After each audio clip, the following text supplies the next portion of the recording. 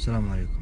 صلاة المغرب مع الشيخ فيصل الشدي، قرب الركعة الثانية آية أبعلمكم يوم قراها وجهي شلون صار، والله على ما أقول شهيد. يقرأ الإمام الآية هذا اسمه، وأنا قايل كذا بالصلاة كذا. المهم يوم جاء عند الاسم اسمه قلت كذا أنا كذا،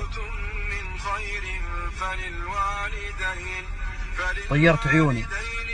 قل ما أنفقتم من خير فللوالدين. أول شيء أول ما قال فللوالدين، وبعدين والأقربين، بعدين اليتامى والمساكين. فأنا وأنت وكل من يشوفني فكر، احنا نعرف كفالة اليتيم، الرسول صلى الله عليه وسلم يقول أنا وكافل اليتيم في الجنة كهاتين، والمسكين بعد. ومع ذلك الله سبحانه وتعالى قال في الوالدين. أول شيء الوالدين، يعني خير ما تنفقه إلا تنفقه على والديك. بعضنا الله يغفر لنا راتبه مال نصيب أمه وأبوه يمكن يحصل لهم 100 ولا 200، ويمكن ما يحصل، ولا تجارته ولا أيا كان. أما باقي أفراد الأسرة، الزوجة والأولاد والأخوية واللبس والسفرات، وتلقاه أحيانا يقول نبغى نبني مسجد، ويعطي عط أمك وأبوك. هم أولى شيء بالإنفاق، ما هو كلامي، كلام الله سبحانه. قل ما أنفقتم من خير فللوالدين، ما يحتاج شيخ يفسرها لك، واضح زي الشمس. اقرأ كلام الله سبحانه وتعالى واعرف الله شو يقول، وديننا دين واضح ما فيه. أما خرابيط ويوم الأم وفلاتر هذا حكي فاضي. أنا ما أقول إن هذا أنا أفضلكم، أنا مثلكم انصدمت إني عشان كذا طيرت عيوني وين غافلين حنا؟ أمك وأبوك أولى شيء بفلوسك.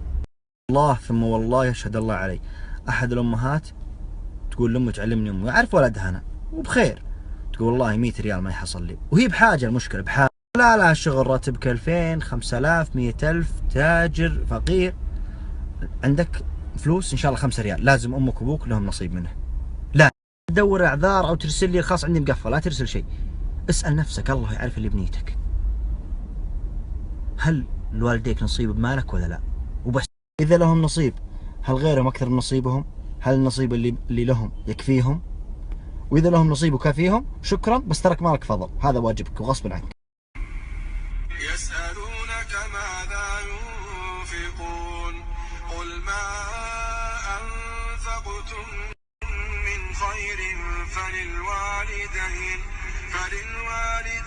والأقربين واليتامى والمساكين. كثير منا يقول مثلا أبوي وأمي ما هم بحاجة، موظفين أو متقاعدين أو أيا كان. يا أخي أنت اطلب بركة براتبك، لو أنهم مو محتاجين يفرحون، اطلب بركة، الله يبارك بالعدو. يفرحون، اي والله انهم يفرحون، اقولها وانا اعرف شو اقول. واسالوا ابائكم وشيبانكم وشوفوا، حتى لو انهم مو بحاجه، فما بالك اذا كانوا بحاجه. حاسب نفسك.